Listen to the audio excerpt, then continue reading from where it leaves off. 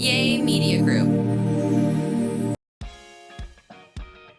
Hey guys, it's Stephanie. I'm Trey. This is your weekly dose of BS. So I never listen to podcasts because they Yes. just bore me.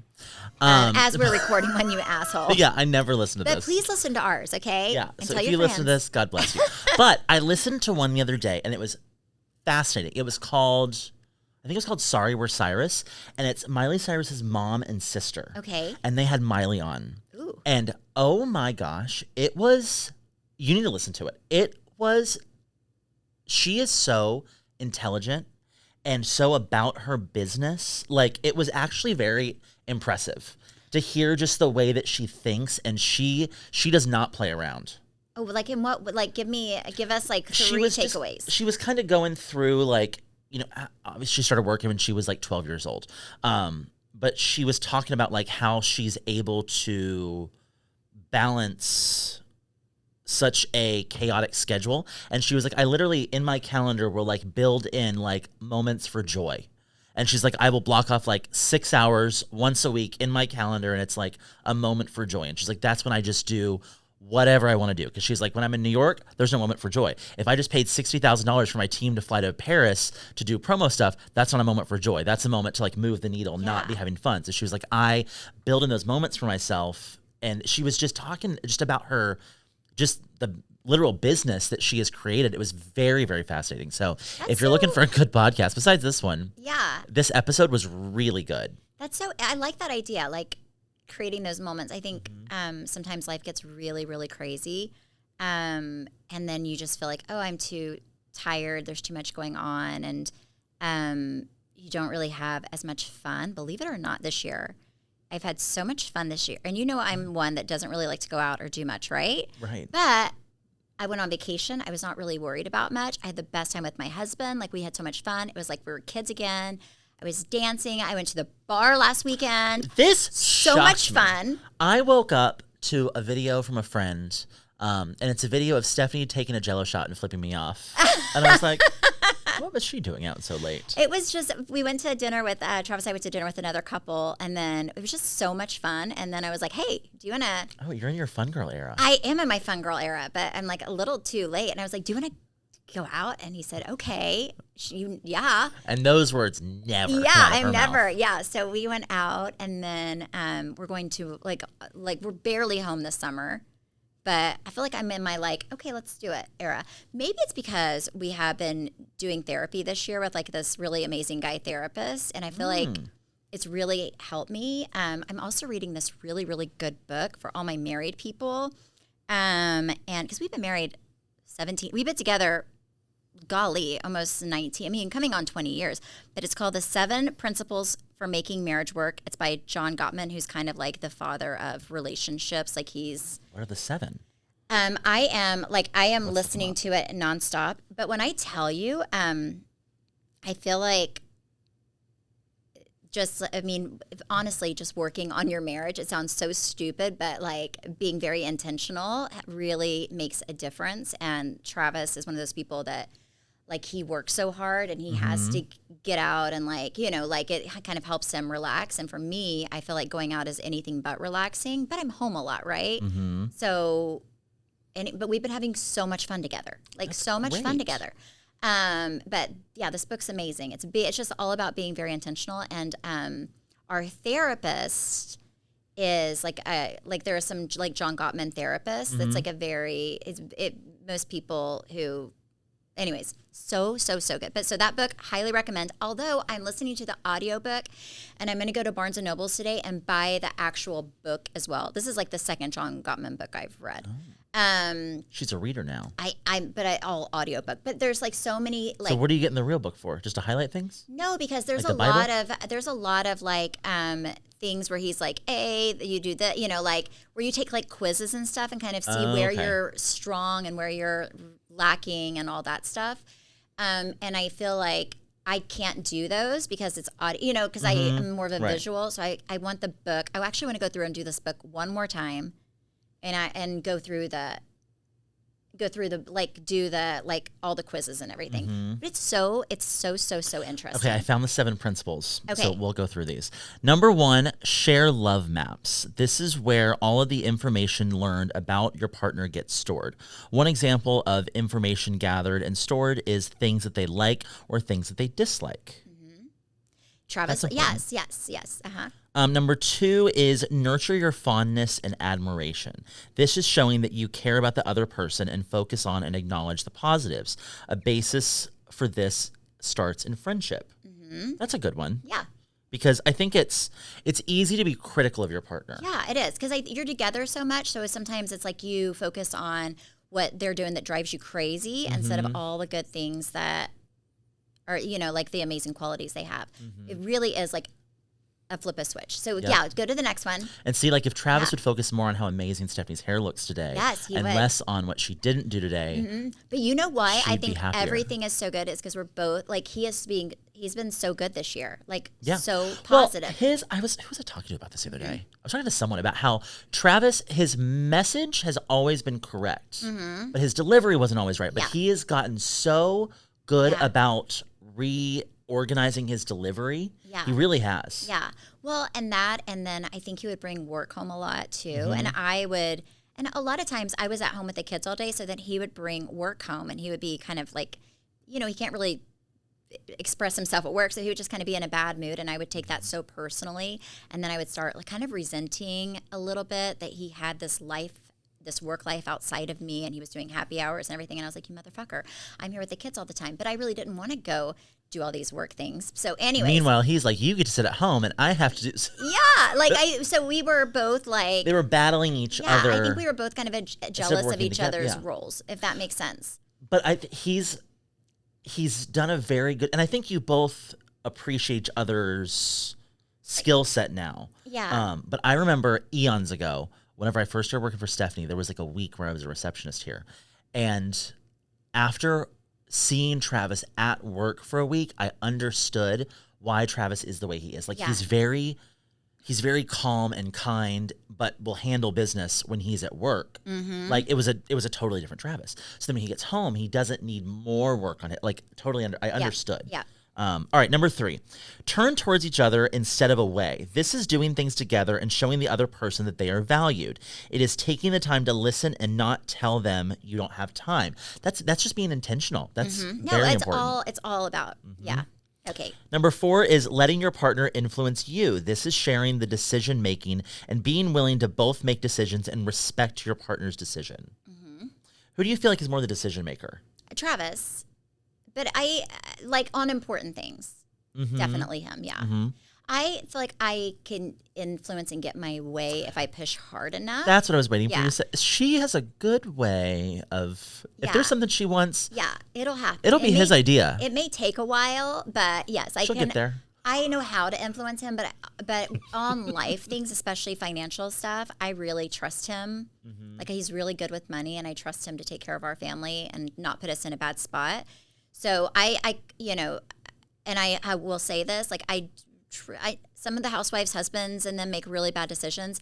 If it was just me, I probably would, but I really trust him. Like I 1,000,000% would put my life in his hands. And I would not do that with myself, though. I'd be like, oh, bitch, you got to learn some money management skills.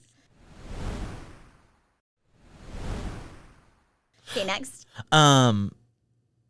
We did that. Number 5 is solve your solvable problems. This is realizing which problems can be solved and solving them using skills to manage conflict, which include using softened startups, repair, de-escalation, psychological self-soothing, accepting what you cannot change, accepting influence, and compromise. So like that is, it's kind of interesting because a lot of like big arguments that are so stupid, because a lot of things, I'm sure you and Zach, like a lot of things are not even a big deal, right? No. But it's the way you deliver. It's like how you start an argument. So say it again for the people in the back. Yeah, it's how you deliver. So instead of being like, you're so lazy, or you're, like criticizing them, it's saying, you know what, it's kind of going in soft, like it would mean the world to me if you did this, or hey, I want you to go out, instead of being like, you're not fun, you're boring, you never want to go out. I loved it whenever we used to go out when we first started dating. It made me feel so special. If we can do more of that, that would be, it's just getting what you want in a kind way. So it's about not going in for the jugular or like criticizing is a big thing. Like just going in a way that makes a little bit more sense, right? Zach is that same way. He will tell me that I'm criticizing him in an argument, and I'm like, this isn't criticism, it's a fact. But I was like, okay, whatever. Yeah, you have to So you gotta change it up. Yes. I'm a very good communicator, but Zach is a very different communicator than me. Yeah. And I've had to learn to communicate in the way that he receives communication. Yeah. Zach and I are probably a lot alike. I'm very sensitive. Like, I'm very sensitive to, like, feeling criticized. I do not like, if I feel criticized, I shut down. So. Zach doesn't, I feel like you're more like me, but maybe not. Maybe I'm more like Travis. I don't know. I'll have to watch you guys fight. I don't know. That's the thing too, though. We really never argue. Last time we argued, it was something that was so stupid, but he made it a bigger deal than it should have been. And then I was like, I'm gonna die on this hill. And then, so we weren't following this. So we weren't solving the solvable problems there. Number 6 is overcome gridlock. This is figuring out what is causing a block in your life and taking steps to overcome this block. It does not necessarily mean fixing problems, but taking steps to overcome them. So even when you can't solve it, how can you build a bridge over it? Yeah, I've not gotten to that part in the book yet. That's an important thing, though, to know. No, like, that's an important tool. I feel like every relationship gets to the point where, like, you have to figure out how to fight. You have to and that's not fight to win, because there's no win. If I lose, trust me, you lose. Yeah. But you have to figure out how to get back on neutral ground. Yes. Is that all of them? No. Number 7 is create shared meaning. This creates a life that is shared and meaningful to both of you. Marriage isn't just about raising kids, splitting chores, and making love. It also has a spiritual dimension to it, to create an inner life together and a culture that is richer with symbols and rituals, and an appreciation for your role and goal that links you, that leads you to understand what it means to be a part of the family that you have become. So what I've gathered, I think I went over that a little bit, but that's also kind of like, like create something that's special, like at Sunday dinners or like going to church together. Traditions, yes. Like we do this on this day, or just, and as a family, like create something that's just, for you and your family. And the number one, actually stopped and wrote this down, and it's so stupid, but I was like, wait, this is really good for me because, see, I'm telling you. Okay. So, and one thing that they said, and I was like, wait, that is so basic, but yet, like, honestly, I feel like I needed to hear this, but it says whenever your partner is in pain, the world stops and you listen. Like, when your partner is not doing well, then your world stops and you are there to take care of them. So I like that too. Anyway, super interesting, but I have a really great therapist. Yeah. That's Travis great. actually told me we're going to Montana, and I have Travis has an individual therapy session, and then we have a couples one, and then I was going to do it one by myself, and he said, Stephanie, do we really need 3 separate therapy sessions in a week? And I was like, okay, I'll go the next week. Maybe. But I'm getting a lot out of it. But yes, John Gottman, I think it's a really good book. Especially if you've been married for a long time. But it's been like the best. I mean, I would say like the early years of marriage were super, were fun. But then life gets kind of mundane. But this is probably the best year we have had in our marriage in a long time. It's really good. We were talking to someone the other day about maybe we're talking about Jordan, about how he thinks he'll never get married. And then he was like, I just don't know if I could find one person. And Zach was like, the grass is always going to be green where you water it. Yeah. And it's true. And maybe that's what it is. Maybe we're both watering it. I think before, whenever, especially when I did that show,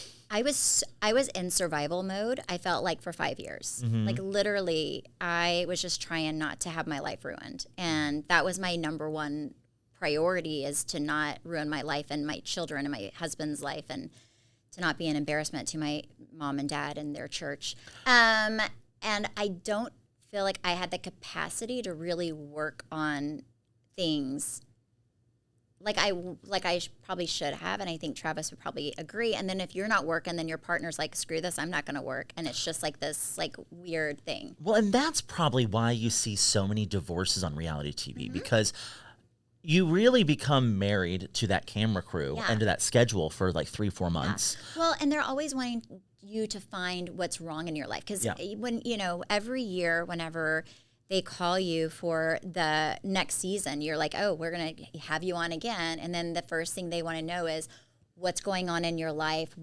Pretty much like we need a conflict and a resolution at the end. So what are your conflicts? What's your resolution? I never had a job. I wasn't a working woman.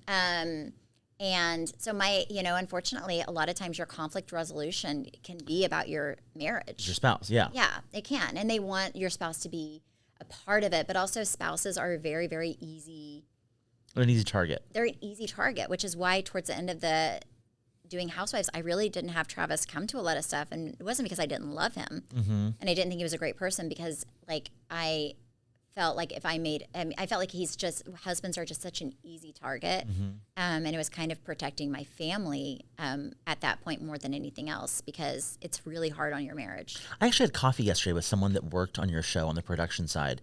And he's like in between jobs right now. And I was like, are you going to do something like reality based? And he was like, I really don't think I can. He was like, I just don't think I have it in me. And he was like, he's been out of that and doing a different kind of show for a while. And he was like, I didn't realize until I was out of it how much you're in it when you're in it. Yeah. And it was almost kind of similar to your experience of just, it wasn't necessarily reality. It was like the reality that they were creating, you were also living in. Yeah. Like it was your reality, but it wasn't the world's reality.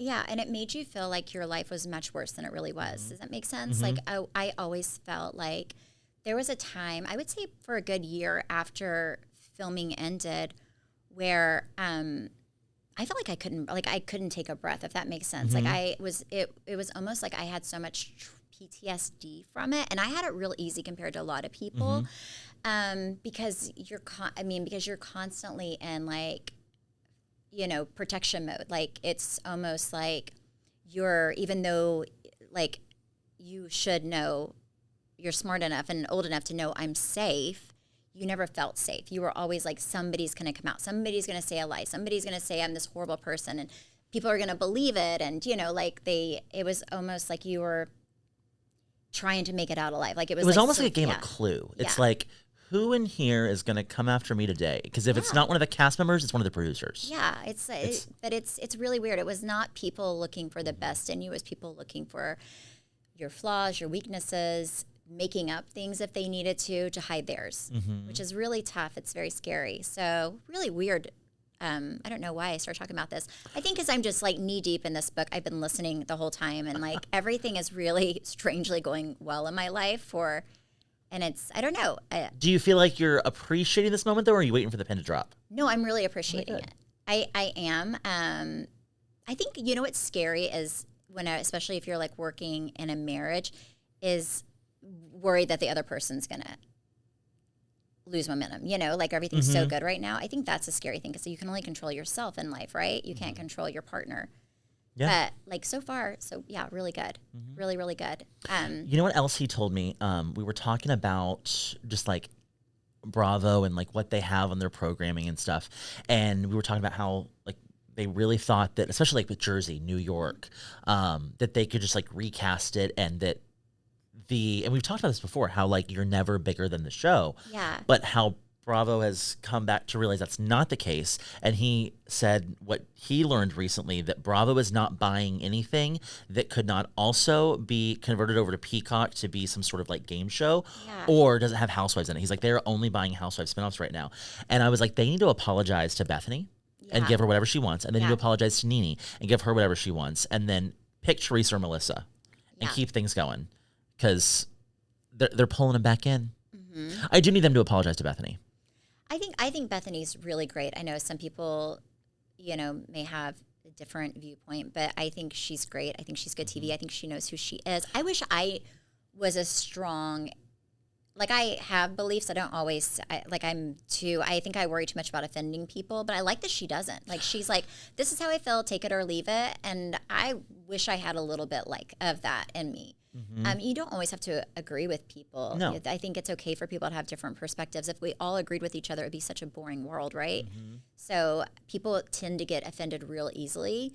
But I don't always think she's off track with a lot of the stuff she says. She's usually pretty on point. Yeah. Like, I agree with 90% of what she says. I think she's making too much money on TikTok to ever go back to television. No, and also, I mean, you know, she said something the other day about she left New York to move to Florida because, you know, she wanted her daughter to have like something real, like she had everything, and it just felt very fake. And she calls her daughter her Nepo baby on TikTok, and it's the funniest thing. I love it. It's like, but I think that's really good. Like sometimes it's refreshing to see somebody who's like, you know what, I'm going to give my daughter a healthy life. What I was, you know, and I love Bravo, but it's not a healthy atmosphere. No. And if we're just being honest, I think it could be in a different like show, but like Housewives is not a healthy atmosphere, and there always has to be conflict resolution, and it just puts a spotlight on you, and sometimes that can be for a very negative thing because you have really great people. But you also have like crazy people that follow you who think they know you, who try to like infiltrate your family sometimes and try to like come in. You know, it's really, I get the strangest DMs sometimes. The other day, this guy sent me a picture of his wiener, and I was like, what in the why? Like, first of all, no girl wants that. If you're a guy and you're single and you listen, maybe if you're a gay guy, they would like that. But no girl is like, look, even if I was single and I'm not, and I don't want to see a picture of your wiener, I have a wiener at home and I like it just the way it is. But isn't that sexual assault or it's something? so weird. Like, but I like, yes. And I'm like, but why? But you have like people that just like are so, it's so strange. You have some weird people that come into where I'm like, oh my Lord. Now, if it's a man and he is in my DMs, I pray. I'm like, Jesus, please don't be a wiener. Please don't be a wiener. Yeah. Okay, thank you guys so much for listening and supporting. You can follow me at Steph Hollman on Instagram and TikTok. You can follow me at Trey_Stewart. You can follow our podcast at BS the Podcast. And you can watch us on YouTube at Weekly Dose of BS. Bye.